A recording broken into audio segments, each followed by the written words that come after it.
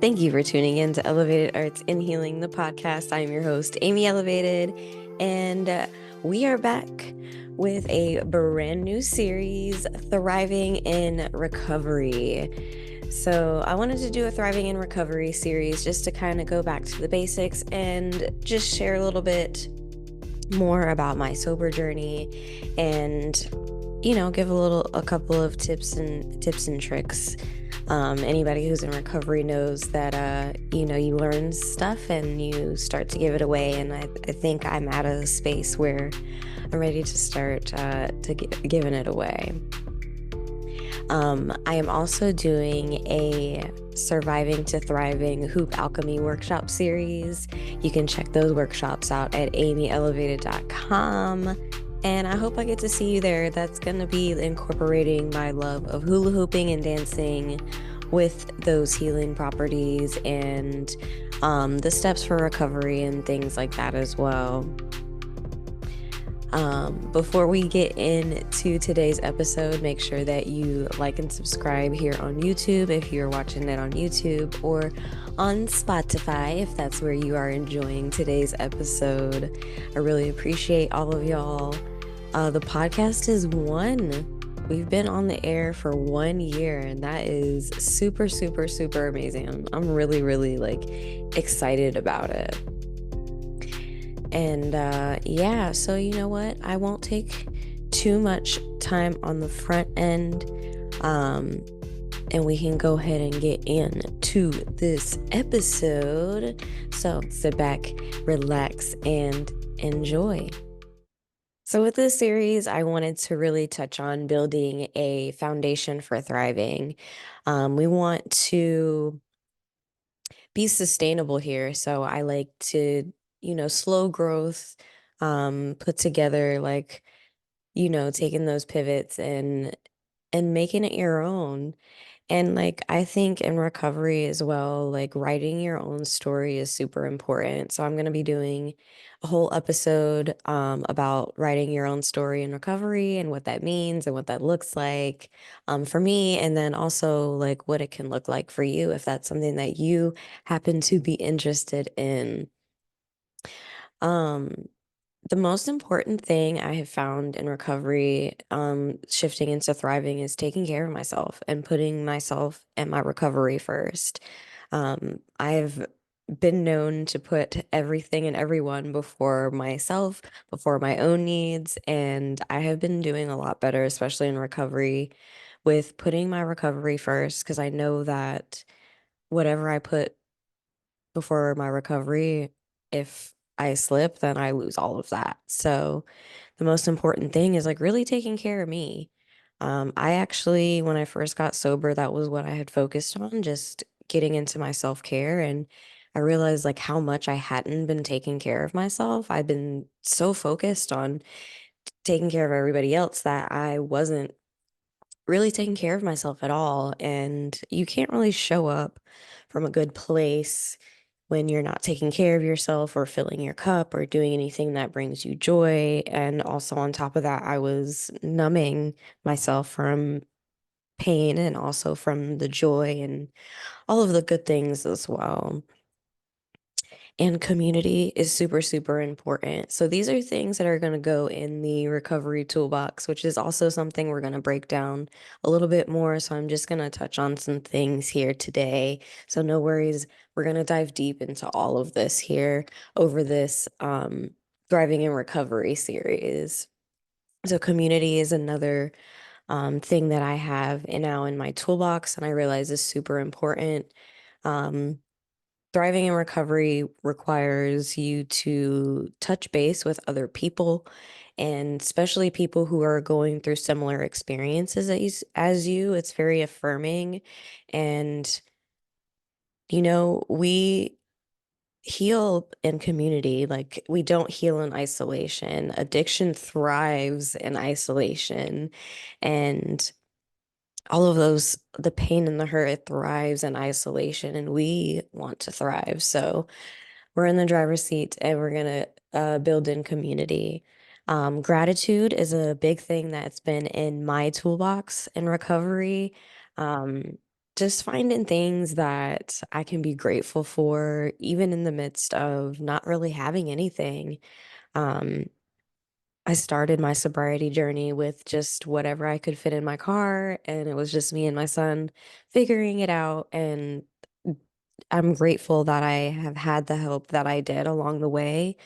Um, and gratitude really helped ground me. I know at one point in my life, like all of that would have really just brought me down, and I would have been really like down and out about it. But I've just been able to like tap into like all of the really great things. Like in early recovery, I got to spend a lot of time in nature just to like really think and really just like get my thoughts together. Sorry, y'all. And that's something that I really need. I needed to be quiet. I needed to sit and I needed to really just figure out, like, okay, what is going to be my next move? Or, like what is it that I even want to do? So that was really awesome that I got to do that. And then like all the steps along the way, like me coming to kickboxing and starting to coach, and like everything just seems to be falling together for the path that I know that I'm supposed to be on. Working with mindfulness is another thing that is in the recovery toolbox for me. Just taking those moments to like stop and assess how I feel and what it is that I am going through, and just processing like the day. It seems to be really helpful for me. I I used to just kind of go, go, go, go, go. And now I really I'm intentional about starting my day and giving that time to me. I always notice when I stray away from that, my mental health just isn't that great. But not only that, I don't know, I don't feel like I can show up the way that I really want to. So, I'm doing way better, and I still there's some things that I do wanna work on, but, like, really practicing mindfulness is a big, big help in, recovery, because it does help me, especially, like, tap into my body, and I can listen to what my body needs. And I've noticed too, like, a lot of the cues my body gives me, like, I just wasn't, really aware of them before, and that's a new level of self-awareness, and I really am grateful for that. And last thing I'll mention in my toolbox is like tapping into my resilience. And I know for a while when I was younger, I almost resented being resilient because I felt like it was people were taking advantage of my resilience because I could just bounce back. And if I'm being honest, I think I was taking advantage of my resilience. But now I'm just so, so, so grateful that I have this thing in me that like makes me want to bounce back and makes me want to keep trying and makes me want to keep going. So that is a big thing in my toolbox.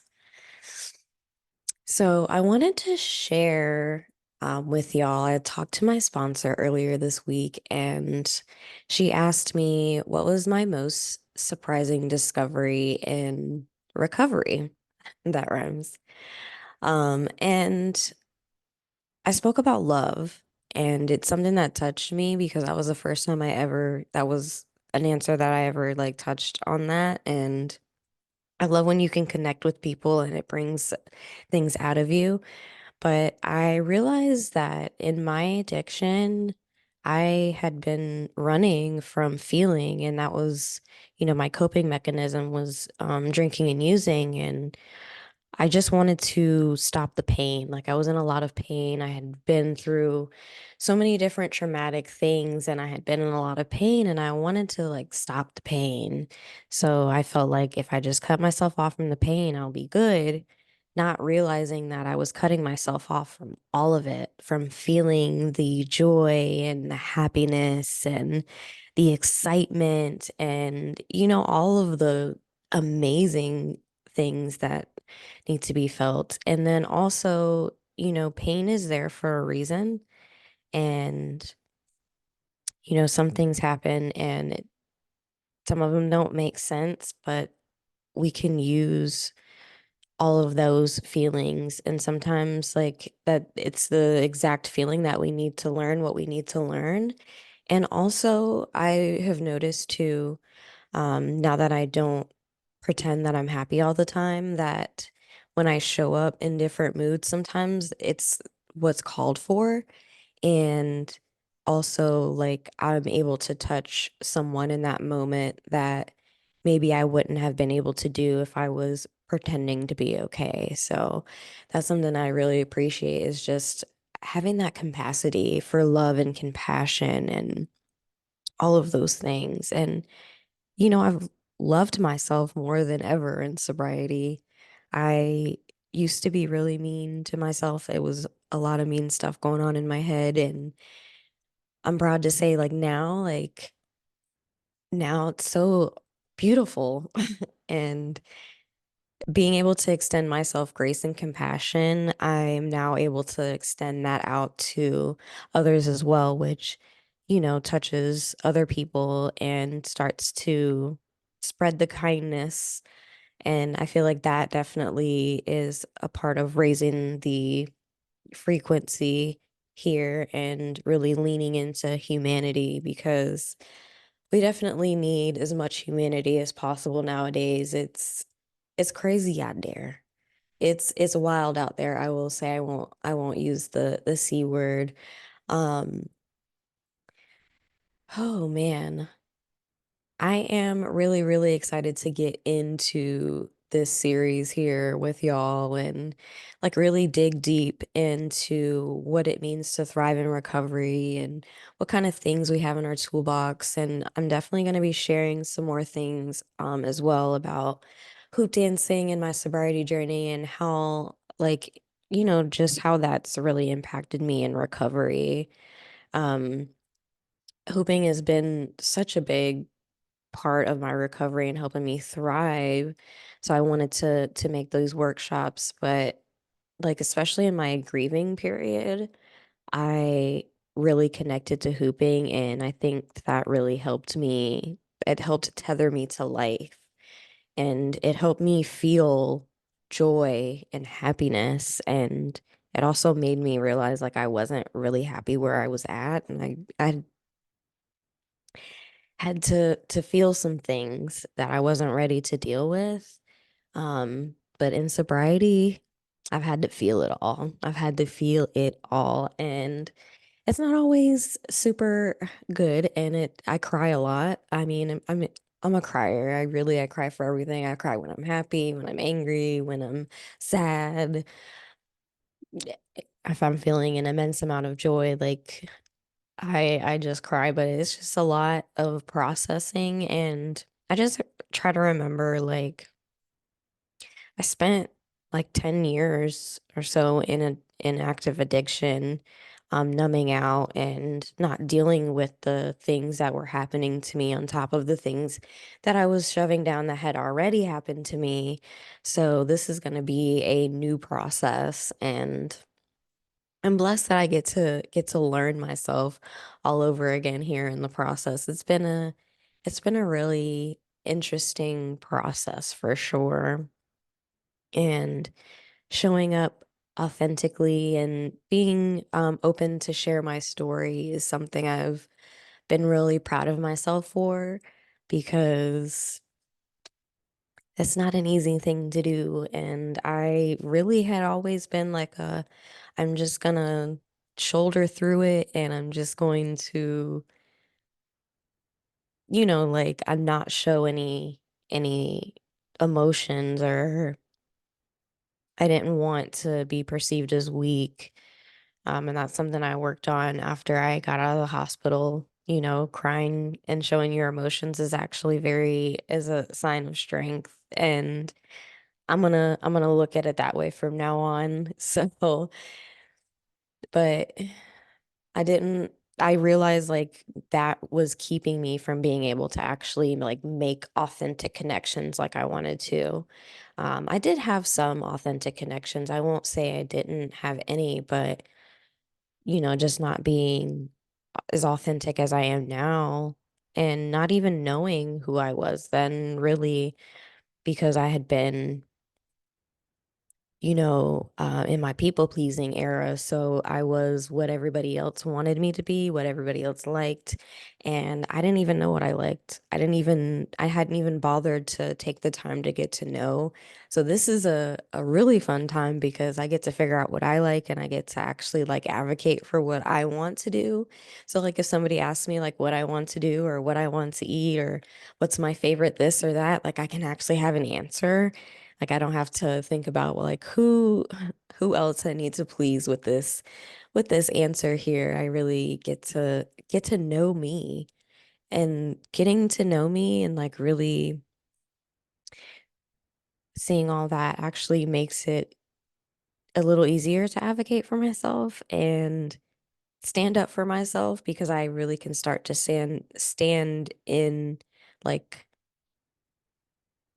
stand in who I am and I can really own that and I really love that.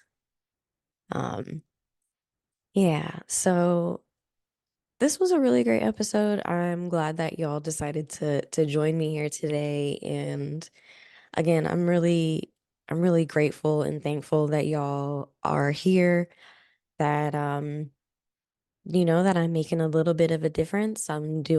Just doing my best over here. And yeah, so if you want to support me and what I have going on, you can go to amyelevated.com. I do have my art over there. It's gonna be doing some more different things with my photographs. I also have some resources for y'all if there's things that you want to work through. I have the Empowered Consistency Workbook.